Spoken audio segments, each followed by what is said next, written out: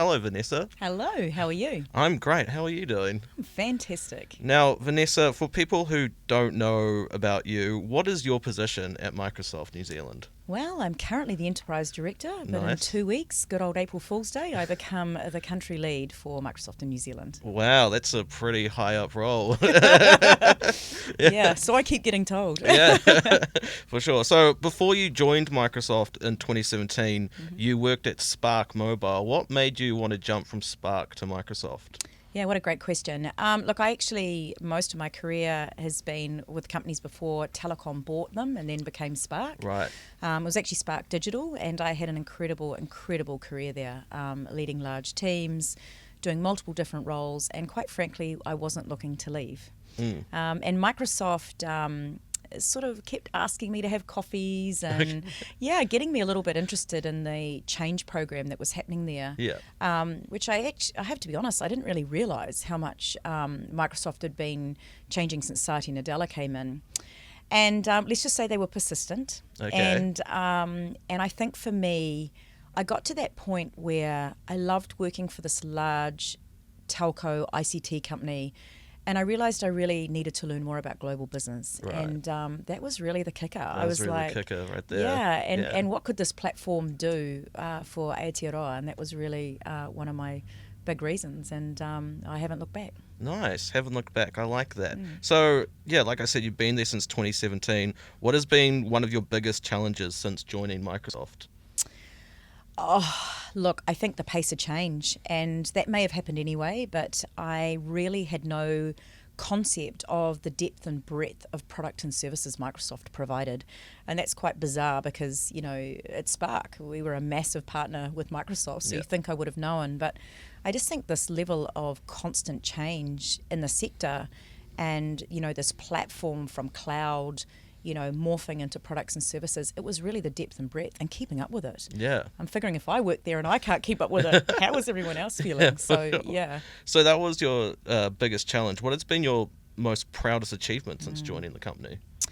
It's really funny. I've always been somebody that's given back, whether it's mentoring of young girls, doing a lot for STEAM, mentoring.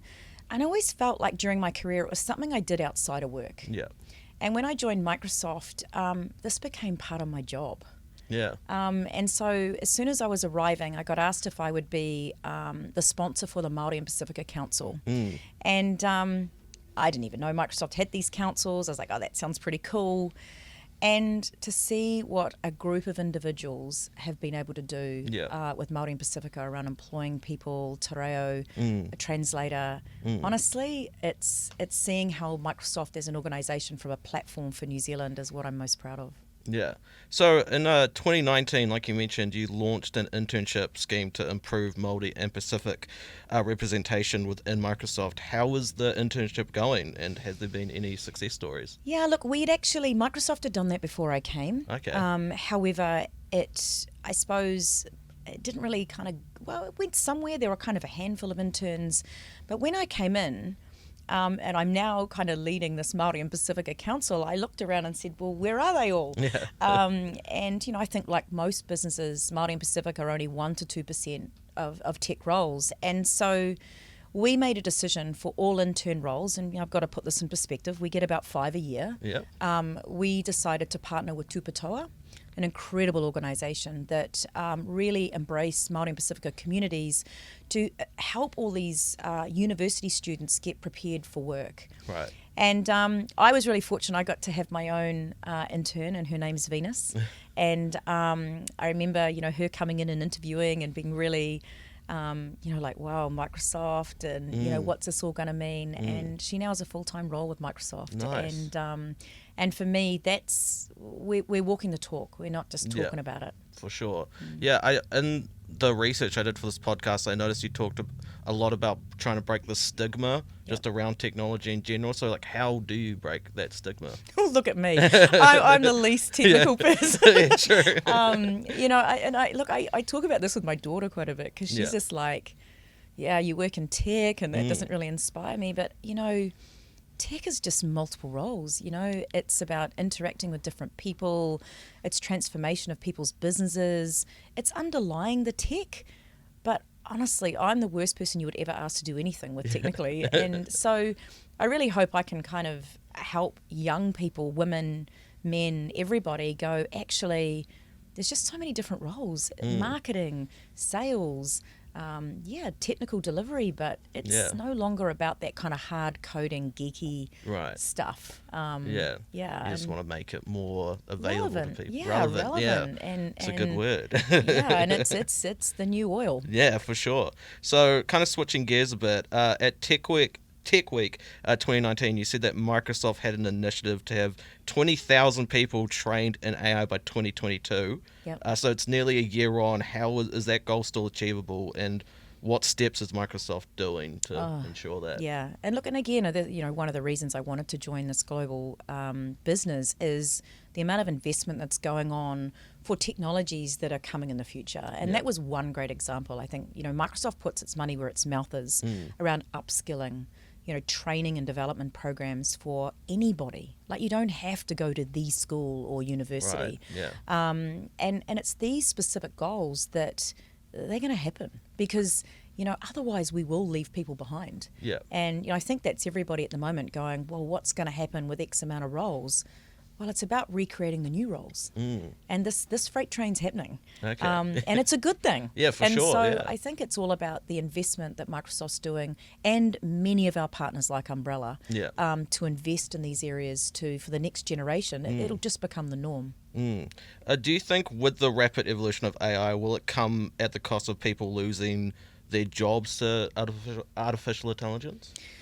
Look, no question, jobs will change. And I've seen this throughout my whole career of people going, even if it's a new contact center piece of software that comes out, what's that going to mean for Joe who's on the phone? Yeah. Well, I believe what it's all going to mean is empowering people to do the stuff they want to do. Yeah, okay. Not the parts of their roles that are boring, repetitive, that if other things could take care of those, imagine how you're upskilling yourself to do more of the meaningful work. Right, you're right, yeah. And so that's really honestly where I see it. I mean, I talk often to my children. I don't know what they're going to be. Their job, probably the companies they may work for haven't even been created yet. Yeah, for sure, yeah. But that's evolution. And so I really think it's, and I see it a lot in cloud, people going, I've been upskilled looking at servers and the lights on and I know what to do, but cloud's taking care of that.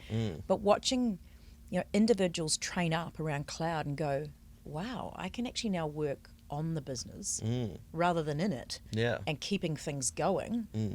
It's pretty uplifting when you see people kind of grabbing hold of it. Yeah, for sure. It is uplifting. What exciting things do you see coming with AI or for AI?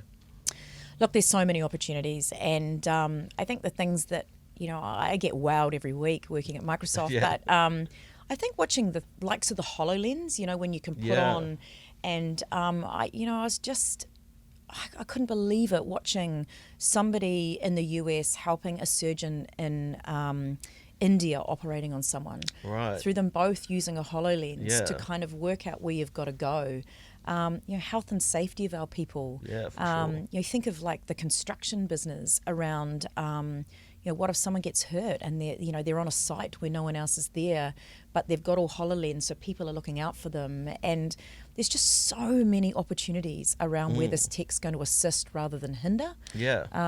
And I think when you see businesses really grabbing hold of it, it's extraordinary, the most simple things, how much effect and effectiveness it has within a business, whether it's the bottom line, safety for individuals, or just creativity to doing things that you could never have thought were possible. For sure.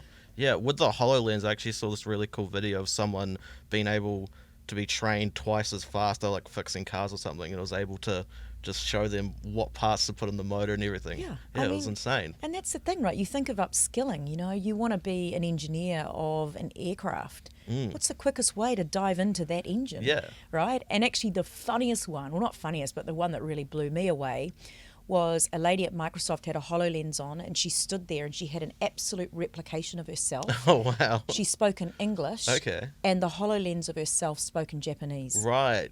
But the way she sounds.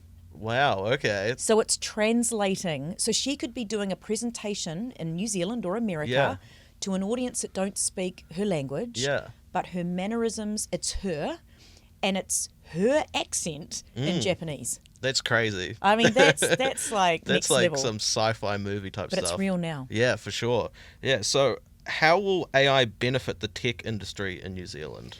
I look in so many ways. I actually I look at what we've done in partnering with the government with NIWA.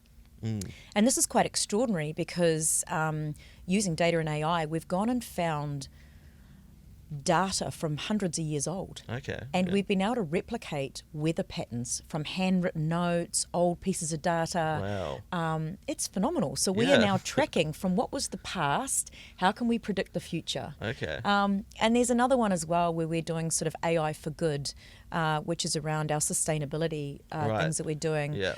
around getting people to help with cleaning up coastlines. Okay. Yeah. So a lot of kids are getting involved in this. So they take a photo of rubbish. Yeah. It goes into an AI database. It identifies what it is. They work out that they're cleaning it up.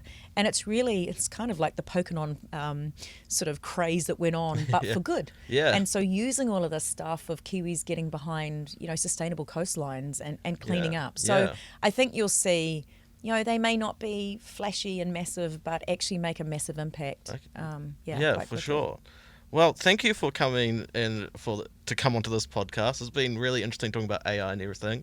And You're yeah. welcome. Yeah, I really sweet. enjoyed it. It Yeah. wasn't that hard. Yeah, no, it wasn't. Sweet. Excellent. Thank Cool. you.